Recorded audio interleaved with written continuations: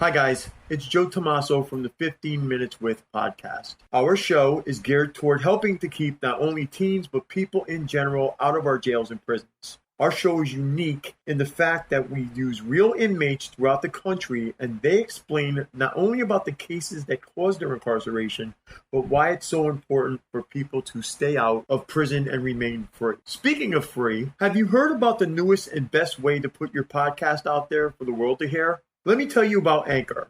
Anchor is the easiest way to produce and distribute your ideas, your podcast, and the best part, it's free. There's even a creation tool that allows you to record and edit your podcast right from your phone or your computer. Anchor will even distribute your podcast for you so people can hear it on Spotify, Apple Podcasts, and many other listening platforms. You can even make money from your podcast, and there are no minimal amount of listeners required. Anchor is everything you need to make a podcast in one place. So what are you waiting for? Download the free Anchor app or go to anchor.fm and get started. Hey ladies and gentlemen, welcome to this episode of 15 Minutes With. Some of you might be asking, what is 15 Minutes With? What is its purpose? What are its goals? 15 Minutes With is a show about jail and prison. 15 Minutes With doesn't glorify jail or prison. In fact, the purpose of 15 Minutes With is to deter not only young people, but people of all ages from going to or winding up in jails or even prison. Do you know that here in America, the home of the free, there are over 2.3 million people incarcerated. Over 1/3 of incarcerated women worldwide are in fact locked up right here in the United States. Over 13 million people are arrested each year. That is more than the population of Los Angeles and New York City combined. It's a lot of people. From what I just said, you're probably thinking that 15 Minutes With is an anti-police or anti-justice show. If that is what you're thinking, you couldn't be further from the truth. The police risk their lives out there helping others with just pretty much handcuffs, pepper spray, a gun, and their wits or their street smarts every day. There are so many laws, some antiquated on the books, that an average person commits 3 felonies a day, and our courts are showing it. So are our jails and prisons with an overload. 15 Minutes With takes you both behind the walls and the razor wire and out on the streets to talk to inmates who are currently incarcerated and some who have been released from confinement and are living out here in the free world. It is our hope that once you hear their true stories about what the system in jails and prisons are like, as well as the horrendous and outright dangerous conditions on the inside, that those of you who may have be headed down that long and lonely road that leads right to the inside may have second thoughts and think twice before winding up inside those walls and having to live in those conditions. It's our hope you choose the life out here in the free world. Now, here is this episode of 15 Minutes With. You have a prepaid call. You will not be charged for this call. This call is from Drew Peterson? an inmate at a federal prison. This call is being recorded and is subject to monitoring. Hang up to decline the call or to accept. Dial 5 now. If you wish to block... Good morning, Drew. Morning, Joe. How you doing? I'm okay. I don't know if you thought about anything last night, but I actually came up with some stuff. Basically, just be careful with your choices. You know, my problems come, I led a very clean life, purposely stayed out of trouble because I wanted to be a policeman. And my problems came from my matrimonial choices. Right. Like when we were talking yesterday, you actually said milk and cookies, which I've never heard that term before. But I've heard, other terms, but never that one. Right. But, it goes to show, though, that, somebody can have a really good life. You can still wind up in prison in the long run. One of the things that I definitely think that you can help me with is especially with young people. They don't realize what they're getting into. They start hanging around with the wrong people. I'm sure that you saw this, through your work as well. They hang around with the wrong crowd. They start doing drugs. They start, doing things wrong. And the next thing you know... criminal justice system is a nightmare. Exactly. And I don't think... The worst part of it. Right. Well, I mean, I know that they handle kids before the age. Well, Connecticut may be a little bit different than out your way. Up until the age of 16, they're handled in the juvenile system. Once they hit 16, they're in the adult system, and one's built on, I'll call it rehabilitation. The other one's built on punishment. So it's two totally different ends of the spectrum. Right. No, so it's 17. But the thing is they can petition a minor, try him as an adult in the circumstance. Right, if the crime's serious enough, yeah. So.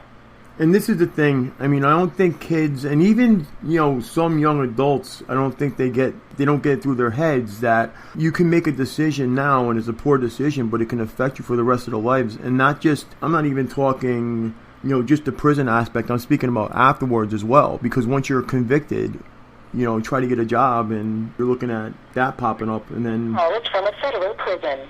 You own it. The biggest thing I impress on my two boys, my middle boys are 24 and 25, and what I try to impress upon them most is don't get DUIs, don't drink and drive, because a DUI could be more nightmarish than an armed robbery charge. One thing I don't think people realize as well, when you get into the system, I mean, it's a little bit different than the state because the states aren't really that big, but especially the federal system, they can move you to wherever they want.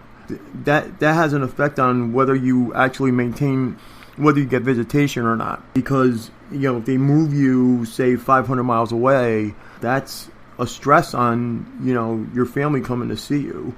That's the other thing is, too, people don't realize that when you make a decision that puts you, into prison or even in jail, that's not just affecting the individual, that's affecting their family as well. Oh, sure, without a doubt. In here, you're going to see family dwindle away from you. I kind of think that, yeah. I mean, you would know. I mean, the other thing is, too, I don't think people realize the actual aspect of what, prison's like. And I'm not just talking about, looking over your back because something might happen. I'm talking about having, just for you. I mean, what's a typical day for, I mean, I know you said you work in the institution. What's a typical day for you? I wake up about 5:15. It's like Groundhog Day in here. It's the same thing day after day. I wake up at 5:15. I make my bed. I wash my face. I brush my teeth. Then I go to what's called short line. That's where all the employees go in and eat for the rest of the masses. Start my day in the laundry. My day in the laundry is sorting, folding clothes, pushing carts around. I mean, it's just like totally different than what I've done before. But basically, the job keeps me sane, keeps me out of trouble. Right, I would think. I'm sure it's not paying like it is out here on the street either. Everybody's got some sort of a hustle going on. Whether it's gambling or making booze, or it's quite a society to live in and watch. Right. Watch it all happening. So if somebody's got a problem with you, they may want to pull you in one of the cells and square up with you, or they may come up behind you and stab you in the neck a bunch of times. Right.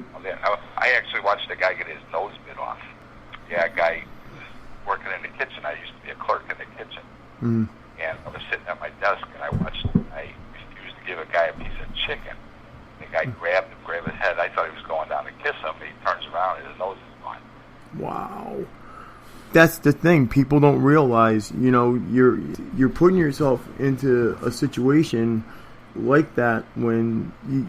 I'm in a dropout yard. The guys that tell me stories about guys that are in active yards, and what I mean by active is there has active gangs going on in the yard. They have to do what's called putting in work. They're told to do something, or go beat a guy, or go stab a guy, or something. If they don't do it, it's going to happen to them. Very ugly environment. My life expectancy on an active yard is probably about 15 minutes being an ex-policeman. That's what I was going to ask you too. I mean, with your former employment, going into an institution, I would assume, I don't want to say marked, but I can see people, having a problem with that. But I mean, the other thing I was going to ask you, because you were telling me, yesterday when we talked, that you had experience on the, the county jail side, the state prison side, and then the federal prison side. I mean, do you find any differences in that as far as the reaction? Oh, the biggest difference is, well, I was always protected in the state prison. Mm-hmm. They kept me isolated from everybody. I had a single cell. I took a shower by myself. After a while, I mean, at first you're showering with 20 other guys with 25 stalls. I mean, it's just like, it's ugly. But anyway, the prison in Illinois prison system was dirty and crap and urine smeared all over the walls, boogers everywhere. It was just filthy. It was built to Civil War with Civil War technology. And right across from the Mississippi River, the river would flood over into the bottom tiers. There'd be snakes and rats. It was ugly. Food was terrible. That's crazy. Coming to the Fed, it's all clean. It's well organized. It's a lot better run institution. It's better. And whoever was responsible for sending me here, I thank them. So I went from like a terrible environment to a less terrible environment. It's like you're still locked up, but at least it's semi-bearable. Clean, so. Yeah. But the state is you had your own television. Well, the other thing is, too, different things with the state and I don't know how Illinois was, but Connecticut, these guys, and, I mean, I can understand the, being locked up part, but, Connecticut, these guys can, purchase TVs, they can, some of the, radios, stuff like that. I mean, I know in the federal system, you can't have a TV, I guess it's all day room, and you can purchase a radio or MP3 player. I mean, pretty much everything is a group type, setting. You can't, have your own, stuff per se in your cell, correct? Well, in the Fed, we can have a radio, and you need a radio because there's 6 TVs out on the gallery. Mm-hmm. And you can watch one of the 6 TVs, but you have to have a radio to tune in the frequency of that TV so you can sit there and watch it. So basically they take the speaker out of the TV set kind of thing. Right. So you have to have that if you want to watch TV. I mean, radio sometimes will keep you sane, too, to just be in touch with the outside world, Well, that's what I think really needs to happen, too, is if you are, incarcerated, you have to maintain, some sort of contact with the outside because you don't know what's going on. And somebody I had spoke to, several months ago that was in there, and this is before I even started putting this together, they had told me that, in prison, it's like a never-ending cycle. Nothing changes. You can have guys that were there 20 years ago, and it's the same thing now. But then when they get out, the technology is all new, and they have to adjust, and it's pretty hard. So I was talking to people like that just the other day, and it's just like the cars are different, things on television are different. I mean, it's just like the way people dress is different. So it's like stepping out and going into a culture shock. Going from years of prison and remembering things one way, and all of a sudden you're stepping out and things are different. So your family's different, your kids are growing up. They may or may not want to have anything to do with you. I mean, there's a lot of things going on with a lot of people. And a lot of guys just want to get out and get a job, and society makes it hard for them. That's what I was talking about earlier. Once you got that conviction... And it depends what you're convicted of. If you're a child molester, forget it. Yeah. Molesters in here have a rough way to go.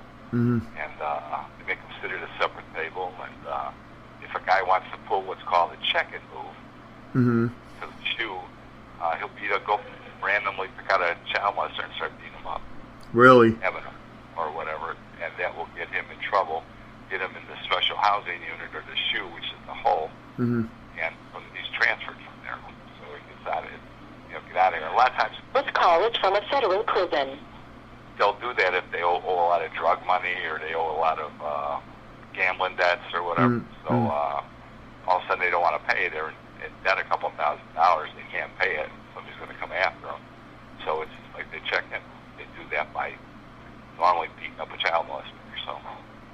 Well, the other thing I was going to ask you too is, I mean, and when I was talking to you about it, yesterday. People don't realize, like you were bringing up how, your day goes with the, getting up at, 5:15 and, it's pretty much a schedule or a routine.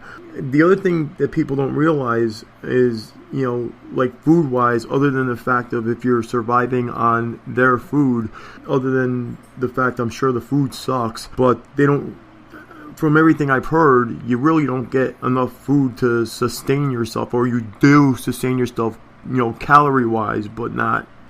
Everybody's always hungry.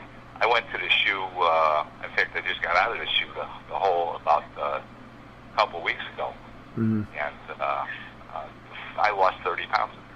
30 pounds? One time, and I don't have 30 pounds to lose. I mean, I came out of there 175 pounds. That's crazy. Oh, but I went to the shoe because two guys broke into my locker. My cellmate and his buddy broke into my locker, took all my commissary food, and while I was at work, they planted a knife and a rope inside my locker.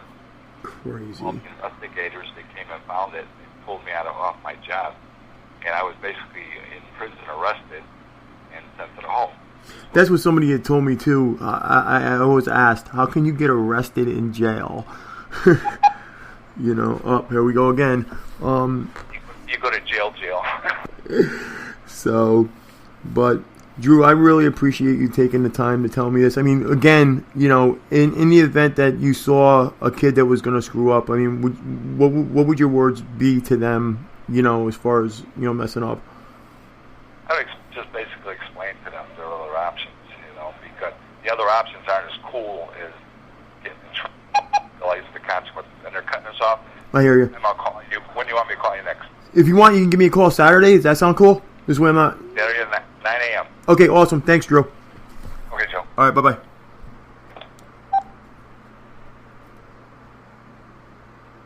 Thank you for listening to 15 Minutes With. I hope you've enjoyed this edition. If you have enjoyed this edition of 15 Minutes With, please hit the like and the subscribe button. You can also help me keep this show going and watch it get better by donating to paypal.me/Joe Tomaso. That address again is paypal.me/JoeTomaso. 15 Minutes With is constantly looking for new content to upload and new people to interview. If you would like to share your story, or if there's someone you would like to see us interview, please email us at insidetherazorwire@gmail.com. That email address again is insidetherazorwire@gmail.com. Last but not least, again, if you like to support this channel, please subscribe and hit the like button. Until next time, we'll be seeing you